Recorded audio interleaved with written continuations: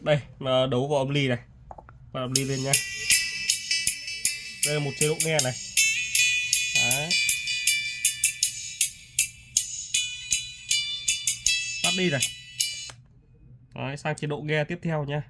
Một bên nó tiếng nó mịn hơn.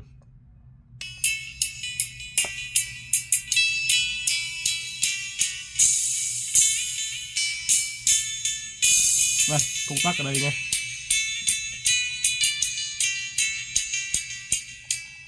Đây, độ thêm tụ này.